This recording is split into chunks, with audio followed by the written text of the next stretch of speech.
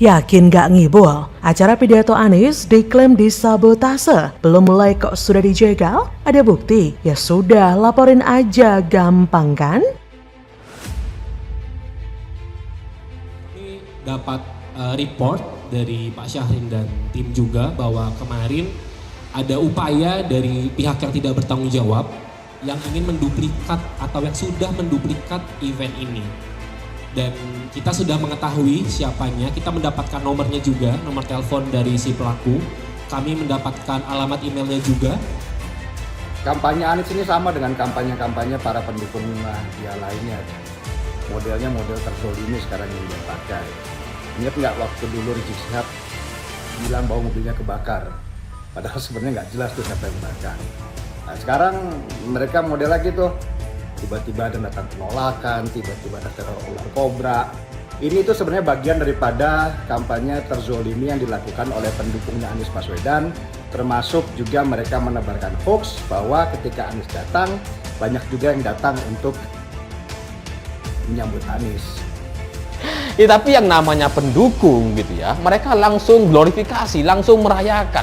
Seolah-olah Anies itu benar-benar dihormati oleh para pimpinan dunia, dan bahkan ada berita hoax gitu ya, yang imajinatif sekali, dan mereka bilang bahwa Anies diundang ke acara G20 untuk menggantikan Presiden Jokowi karena Presiden Jokowi bahasa Inggrisnya amburadul.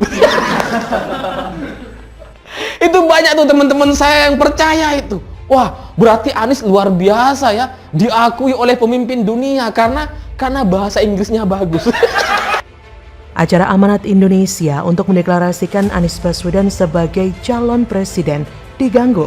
Padahal acara itu baru dimulai pada Minggu 7 Mei 2023 mendatang. Hal itu disampaikan oleh Ketua Umum Kornas Amanat Indonesia, Syahrin Hamid, dalam konferensi pers di Hotel Century Park, Senayan, Jakarta Selatan, Kamis 4 Mei 2023. Syahrin mengatakan gangguan itu dilakukan oknum tak bertanggung jawab. Caranya membuat pengumuman serupa, namun lokasi kegiatan di Sentul, Bogor, Jawa Barat. Syahrin menyebut gangguan kedua berupa duplikasi tiket. Amanat Indonesia membuat sistem pendaftaran dengan menggandeng vendor bernama Goers. Menurut Syahrin, ada upaya penyesatan. Syahrin menjelaskan pendaftaran acara Amanat Indonesia memang gratis, namun calon peserta harus mendaftar di aplikasi Goers dan mengisi informasi. Informasi itu mencakup nama lengkap, nomor induk kependudukan, dan alamat tempat tinggal. Calon peserta juga diminta mencantumkan email juga nomor WhatsApp.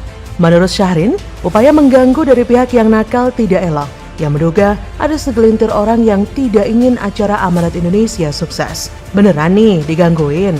Ini narasi playing victim atau memang beneran diganggu? Cuma Tuhan dan kubu Anies yang tahu. Kalau memang merasa digembosi, ya harus ada bukti. Lalu laporkan dong ke polisi. Lagian salah sendiri belum waktunya kampanye, kok udah start duluan berkedok pidato kebangsaan pula. Ya banyak yang ngerasa terganggu juga dong akhirnya. Tapi saya pastikan itu adalah oknum masyarakat yang memang sudah cerdas, tidak ingin negara ini dipimpin oleh Anies kali ya. Lagian ngapain sih pendukung Anies itu tidak melapor saja ke Nasdem ataupun melaporkan hal ini kepada Presiden Jokowi? Bukankah Nasdem juga bagian dari pemerintah? Mengapa harus memberikan pernyataan untuk dikonsumsi masyarakat luas? Jangan-jangan kru kalian yang salah cetak? Jawabannya tentu saja untuk membangun citra Anies Baswedan. Dengan pernyataan itu, pendukung Anies ingin membangun citra Anies yang bersih tapi sedang dizalimi. Anies dikesankan sebagai pribadi yang hendak dijegal oleh elit pemerintahan. Tujuannya tentu saja menggugah rasa belas kasihan masyarakat sehingga Anies makin populer. Menggambarkan Anies sebagai sosok yang dizalimi adalah tindakan pengecut, jurus basi yang sudah usang dipakai lagi untuk kepentingan politik. Nasdem sendiri kan juga dia membisu.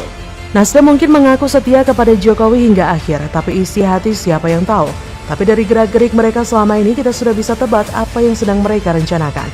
Nasdem mungkin sekarang sedang pusing memikirkan elektabilitas partai yang merosot dan tak pernah membaik meskipun sudah mengusung Anies dari dulu. Semakin Nasdem mengangkat Anies tinggi-tinggi, semakin untung Anies, tapi Nasdem tetap biasa-biasa saja.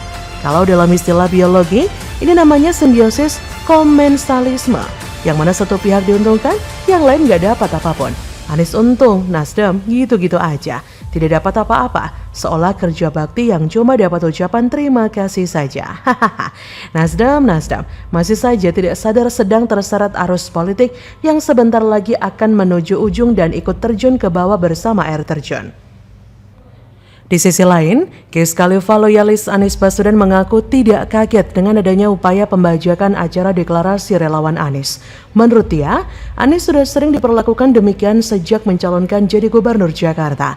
Bahkan ketika menjabat sebagai gubernur, upaya menjatuhkan Anies tidak surut, kata Wiz. Ia mencontohkan munculnya website dan tiket palsu balap mobil listrik Formula E.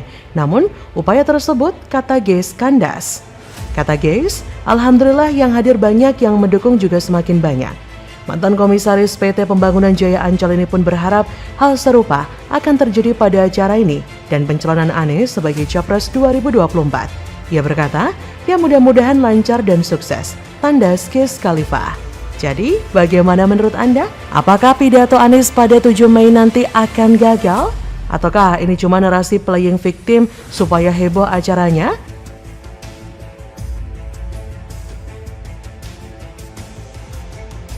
Istana koreksi pidato Jokowi di Jerman, Tatak Ujiati langsung nyamber goreng isu nggak bisa bahasa Inggris, Anies lebih jago. Kanselir Jerman malah memuji Tak.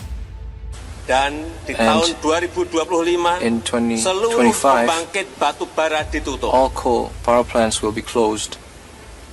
We walk the talk. We walk Not the only talk, talk the talk. not only talk the talk. Ya, tapi yang namanya pendukung gitu ya, mereka langsung glorifikasi, langsung merayakan. Seolah-olah Anies itu benar-benar dihormati oleh para pimpinan dunia, dan bahkan ada berita hoax gitu ya, yang imajinatif sekali, dan mereka bilang bahwa Anies diundang ke acara G20 untuk menggantikan Presiden Jokowi karena Presiden Jokowi bahasa Inggrisnya amburadul. Itu banyak tuh teman-teman saya yang percaya itu. Wah, berarti Anies luar biasa ya, diakui oleh pemimpin dunia karena bahasa Inggrisnya bagus. Deputi Bidang Protokol, Pers dan Media Sekretariat Presiden, Bey Mahmudin, mengakui ada kekeliruan dalam pidato Presiden Jokowi di Hannover, Jerman. Kekeliruan dimaksud saat Jokowi menyebut Indonesia akan menutup seluruh PLTU atau pembangkit batu bara pada 2025, padahal semestinya tahun 2050. Kejadian ini mendapatkan sorotan dari publik, salah satu yang turut berkomentar mantan komisaris LRT Jakarta yang juga merupakan pemuja Anies nomor 1, Tatak Ujiati. Melalui cuitannya di Twitter, Tatak mempertanyakan kapasitas B mengoreksi pernyataan orang nomor 1 di Indonesia itu.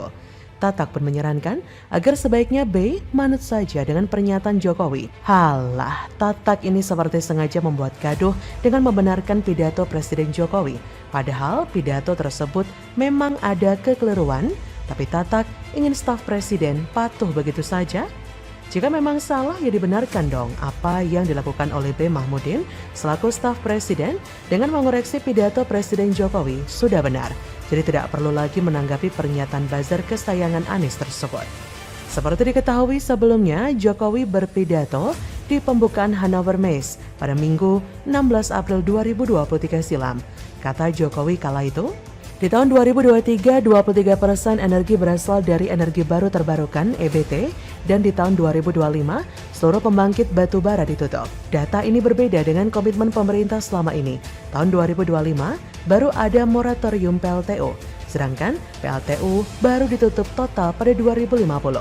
Selepas acara, Istana Kepresidenan sebenarnya telah langsung mengklarifikasi lewat keterangan tertulis bahwa PLTU seluruhnya akan ditutup pada 2050.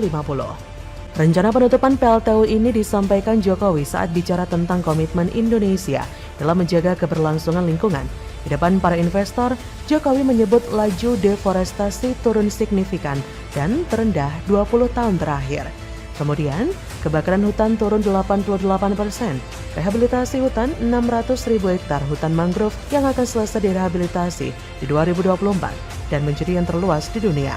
Lalu Indonesia juga membangun 30.000 hektar kawasan industri hijau. Selain itu, Jokowi menyebut Indonesia sangat terbuka untuk investasi dan kerjasama, diantaranya dalam hilirisasi industri dan ekonomi hijau. Dalam membangun industri tersebut, Jokowi menyebut Indonesia memiliki peluang yang sangat besar. Sampai tahun 2040 ada 21 komoditas dalam peta jalan hilirisasi yang diproyeksikan mencapai nilai investasi 545,3 miliar US dollar. Ini merupakan peluang yang sangat besar yang saling menguntungkan. Jadi memang saling menguntungkan dan bermanfaat dalam menerapkan hilirisasi industri dan ekonomi hijau. Jika ada yang nyinyir dan menghalang-halangi, itu pertanda mereka tidak ingin Indonesia maju. Oposisi macam Tatak inilah yang memang saat ini terus-menerus membuat framing dan narasi-narasi menyesatkan. Saat pemerintah sedang bekerja, mereka berusaha merusak dengan berbagai pernyataan yang terbalik, mirip dengan kelelawar kelaparan. Dia hanya ingin nama Jokowi tercoreng di mata dunia. Maka daripada itu, mereka para buzzer terus-menerus menyerang Jokowi. Jadi buzzer perusak NKRI ini memang harus diberangus. Karena kalau yang kacau dibilang benar, itu sudah bisa dikategorikan sebagai perusak NKRI. Jadi dengan menyebut buzzer biang keladi kegaduhan di Indonesia, saya rasa benar banget tuh. Apalagi modelan Tata. Nafsu berkuasa yang overdosis bisa membutakan hati seseorang. Nggak peduli efek sampingnya apa, pokoknya selagi itu keuntungan bagi Anies mereka akan lakukan. Keuntungan dia adalah nomor satu, yang lain mereka masa bodoh. Orang seperti Anies dan gerombolannya inilah yang menciptakan kelompok keras kepala, bandel dan gak tahu aturan seperti ini. Maka dari itu, narasi jahat dari mereka harus kita lawan. Kalau mereka terus dibiarkan, akan ada banyak korban yang akan ditipu mereka. Bagaimana menurut Anda?